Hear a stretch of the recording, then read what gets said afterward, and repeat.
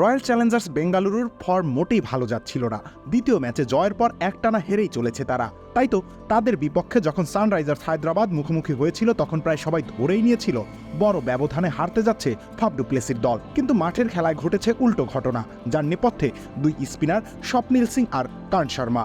Bowling ইনিংসে রজত পাতিদারের পরিবর্তে impact substitute হিসেবে মাঠে নেমেছিলেন স্বপ্নিল। এরপর সত্যিকারের ইম্প্যাক্টফুল পারফরমেন্সই উপহার দিয়েছেন তিনি। বলা যায় বেঙ্গালুরুর জয়ের পথ তার মাধ্যমেই সহজ হয়েছিল। এদিন 3 ওভার হাত ঘুরিয়ে 40 রান খরচ করেছিলেন এই বোলার। বিনিময়ে স্বীকার করেছেন 2 উইকেট। স্কোরবোর্ড দেখে হয়তো গুরুত্ব বোঝা যাবে না, কিন্তু ম্যাচের পরিস্থিতি অনুযায়ী দলকে সবচেয়ে প্রয়োজনীয় উইকেট এনে দিয়েছিলেন তিনি। তাই তো খরুচে বোলিং সত্ত্বেও তাকে জয়ের সহনায়ক ভাবতেই পারেন সমর্থকরা।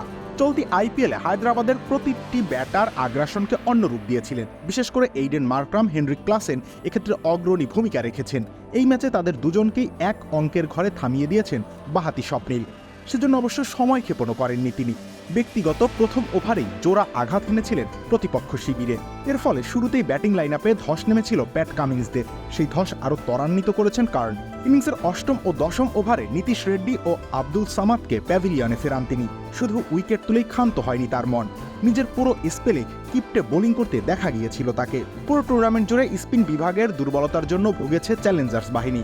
মাঝের ওভারে দুহাতে রান খরচ আর উইকেট নিতে না পারার কারণে পিছিয়ে পড়েছিল তারা। তবে শেষ সময়ে এসে স্পিনাররা ম্যাচ জিতিয়েছে, এই ব্যাপারটি কিছুটা হলেও হয়তো স্বস্তি দেবে টিম ম্যানেজমেন্টকে।